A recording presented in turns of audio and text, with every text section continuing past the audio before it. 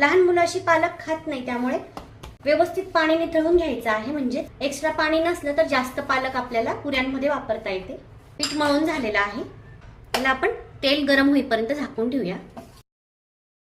पुऱ्यांसाठी छोटे छोटे गोळे तयार करून घेऊया, म्हणजे पुऱ्या पटापट लाटता येतील. तेल गरम झालेलं आहे. आता आपण पुऱ्या लाटून घेऊया. थोडा तेलाचा हात लावून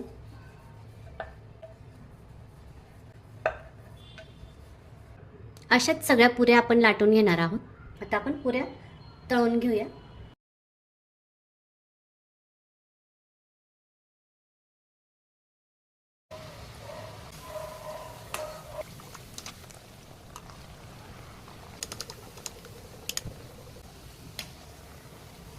अशाच आपण सगळ्या पुऱ्या तळून घेणार आहोत. तयार आहेत पालक पुऱ्या. बनवा, खा आणि खुश रहा. रेसिपी आवडल्यास लाईक करा, शेअर करा आणि सबस्क्राईब करा.